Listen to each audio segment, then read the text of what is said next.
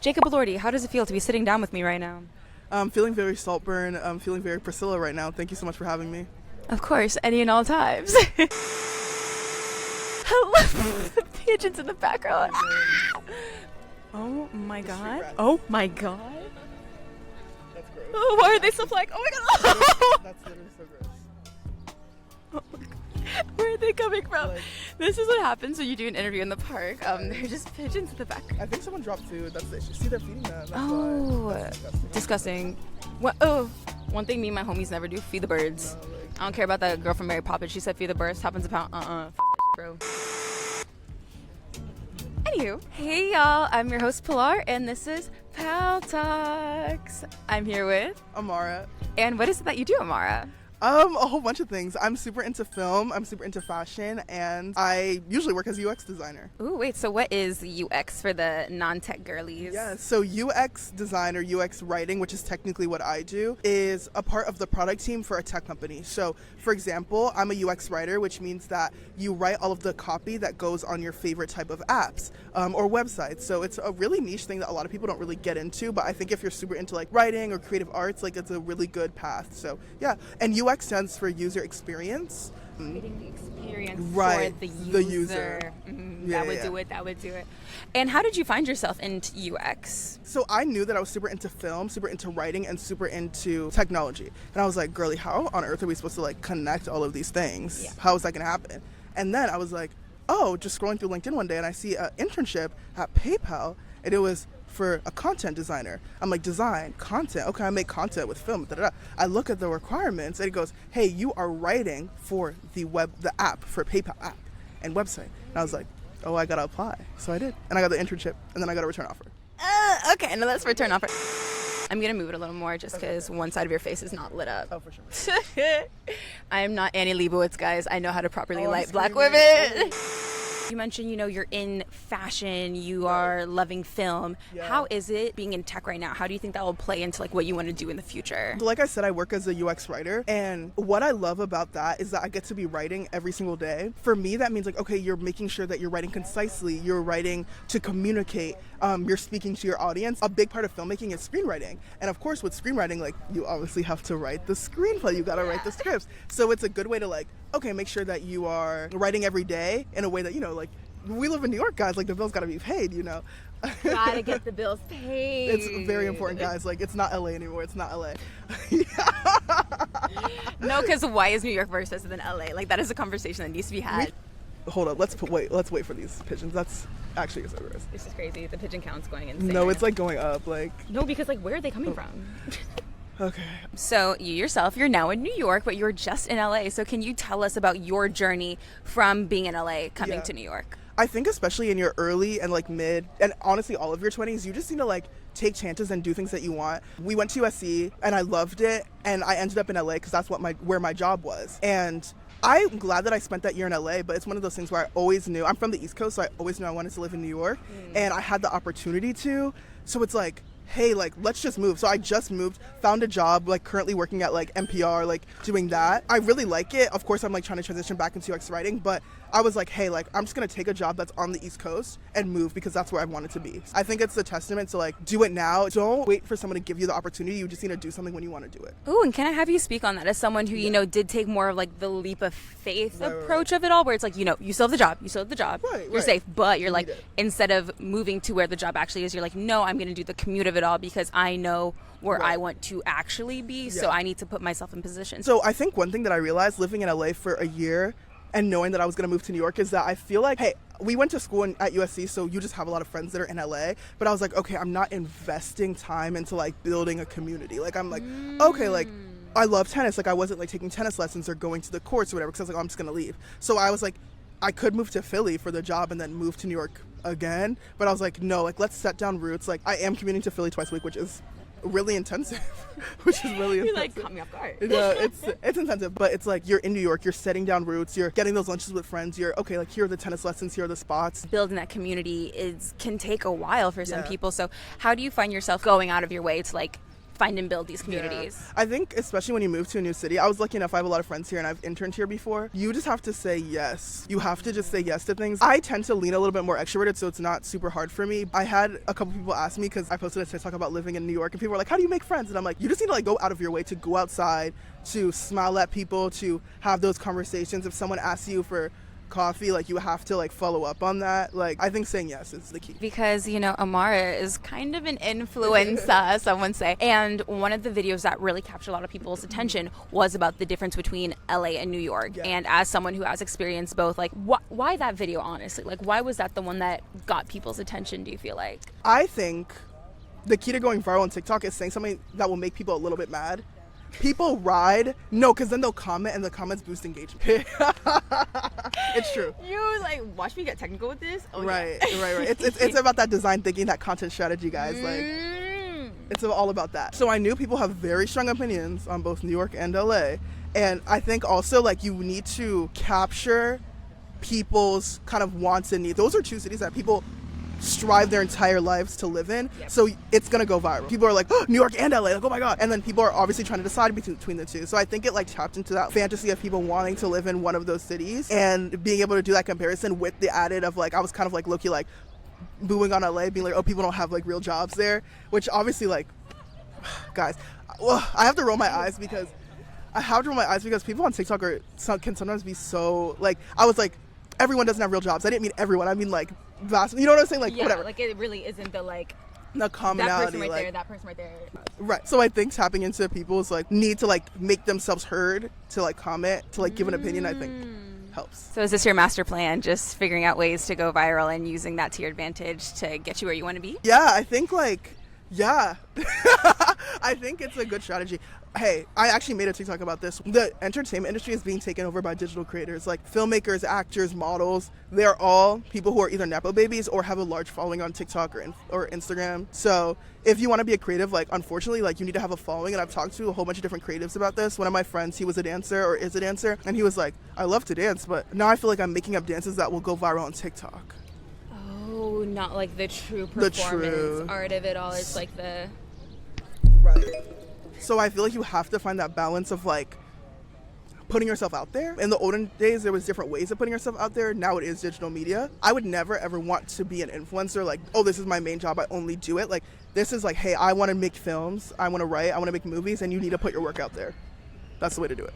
Okay, and like, do you at least appreciate the quote-unquote easy access that allows? Oh, 100%. I think one of the points is to decentralize and democratize content production. In the olden days, if you wanted to be an actor, you had to submit yourself to casting agents. If they didn't like your look, they didn't like your race, they didn't like your ethnicity, like anything, they would just say no, and that was it. But now, it doesn't matter who you are. If you post on TikTok and you have 1 million followers, you have access to those opportunities, and it's the people speaking. The people are following you. The people are rooting for you. And what is it that you want to put out there? If I go to Amara's page, what is it that I'm going to find? That is a really good question. I think community. I think that community is so important, and that could be digital community, that can be in person.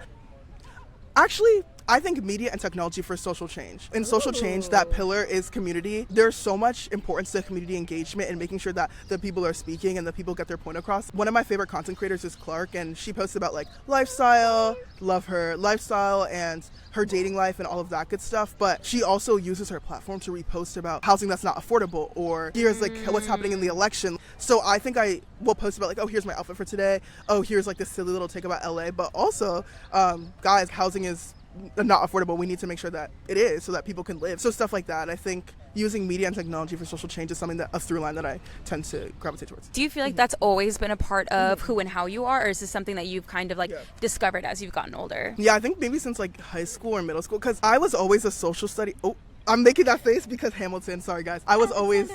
No, I saw Hamilton in 8th grade, and it was raps for me. Like, it was raps. It was raps. I was a theater girly of it all, like. No, I'm a theater girly who's been in like one play. Like, it's so funny. Oh, so you appreciate the art, but you are not the artist. Well, you know, hey, if you saw me in 4th grade, my 4th grade play, like maybe you would say something different, but.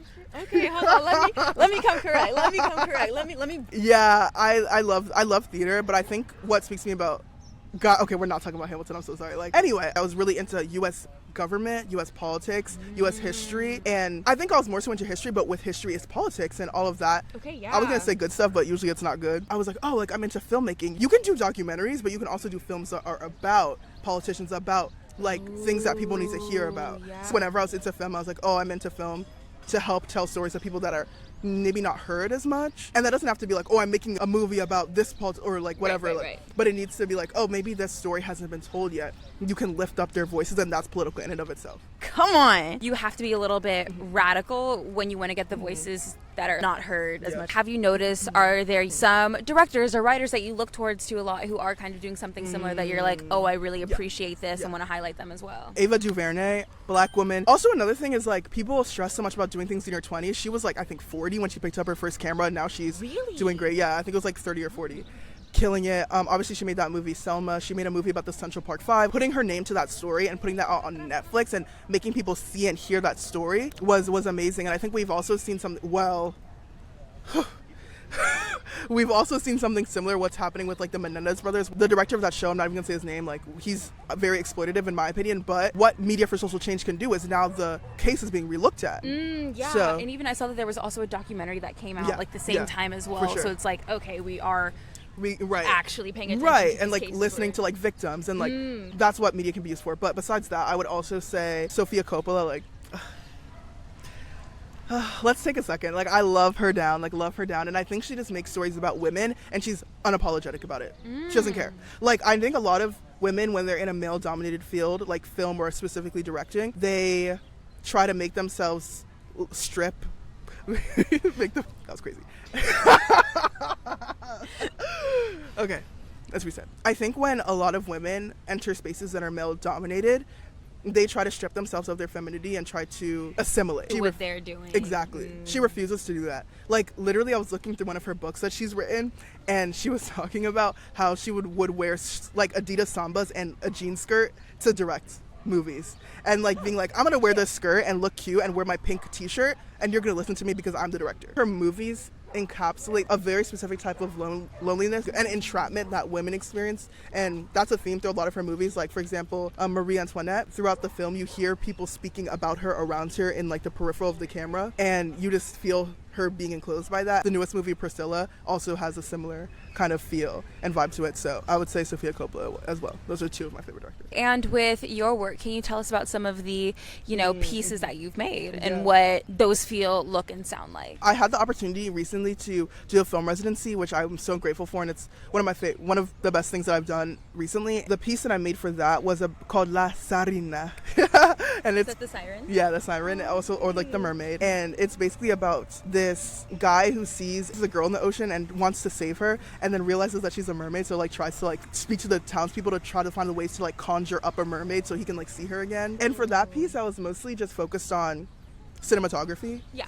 There wasn't a lot of speaking. It was mostly cinematography and visual storytelling, and we only had 10 days to make a movie, so obviously like 10 days. So we had to work on that. Wait, so like write, direct, and cast, edit, film, 10 days.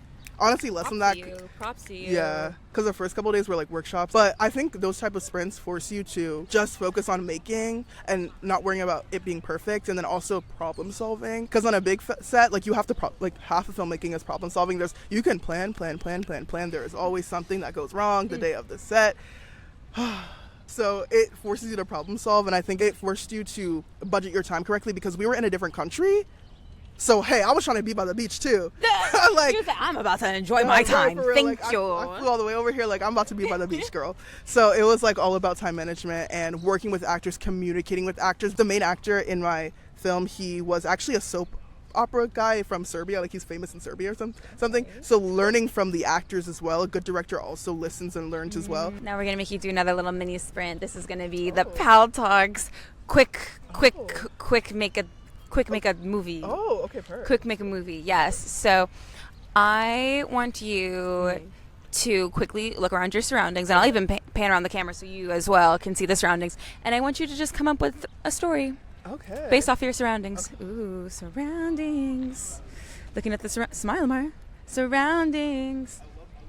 Y'all at home just got the, exclusive little what's going on. This is the environment that we're working with, and Amara is going to come up with a story. I want you to also cast as well. We're going to give you a minute to do this. Okay, I actually kind of have an idea. Oh, you have it? Oh, if you have it. Okay, period. Okay, tell us. And we also need the title of this project as well. Let's talk about it, and then it'll come with me. My first inclination was I was thinking it's two things. I saw a guy feeding the birds, so I was gonna be like, okay, maybe he's like someone who people think is a criminal or thinks is this really harsh guy, but when he comes to the park and he's alone, he can kind of release that energy of like being really soft and sweet, and he like feeds the pigeons, and like people don't expect that of him. Yeah, I was like, shout out to that guy. Not saying he looks like a criminal, but I was like, anyway. And then another one I was thinking is I saw maybe a mother and like a stroller, and I was like, oh, maybe it's a movie about a woman who moves to New York, and she's maybe the 22 just finished college, and she's like babysitting like a super rich family and like staying with them. I think that's a very classic New York story. Yeah. I think that can be very cute. Maybe she falls, not to be like the Disney of it all, but I'm like, okay, like, hey, actually Disneyify it. I was gonna say, like, sometimes people push back on love stories, but I think there also is a beauty to them and a strength to them as well.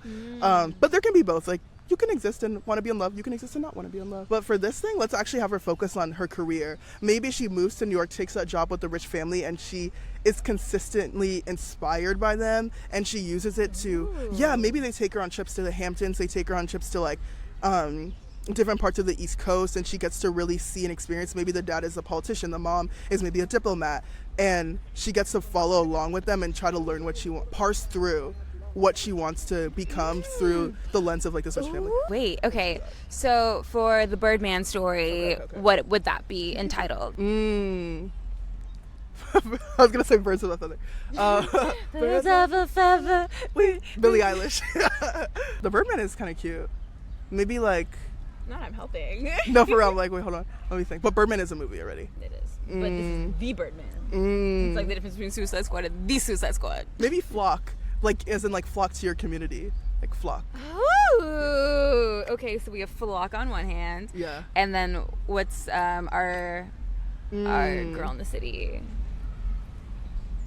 I'm thinking of like those cheesy 90s movie titles where it's like The Diplomat's Son, but maybe it's like, or The Diplomat's Nanny, which makes no sense because The Diplomat, something cute and cheesy in 90s like that. Yeah, The Diplomat's Son's nanny. Because it's about the nanny, don't forget it. Don't forget her. It's about her. It's her story. Oh, well, thank you for doing the quick little jaunt with us. Of course. To wrap up this lovely interview, I think something that is super interesting is seeing how other people are going to be proactive in making their dreams come true, making their reality the reality that they want it to be. So how are you going to keep working towards becoming the Amara, the screenwriter, the director, the amazing person, the creative genius that hey, she's on the path already, but what are some of like the active steps that you yourself see yourself taking to ensure that you're staying on this right path? Yeah. I don't want to say do it every day, but you have to like commit to a plan and be like, okay, like this is the goal. Write out lists is what I do and commit to it every day. I'm the type of person who I'll open my journal and maybe I'm not writing a movie or like part of my script every day, but I'm like thinking about it. I'm taking walks and I'm looking at the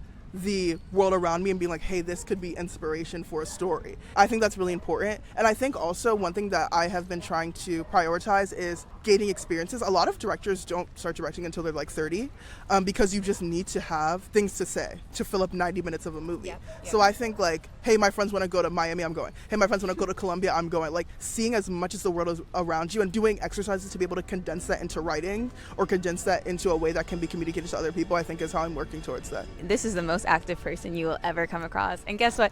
We are so excited to see just like how you grow and take over the world and all the experiences. So thank you so much for watching this. Be sure to like and subscribe, and we'll see you next time.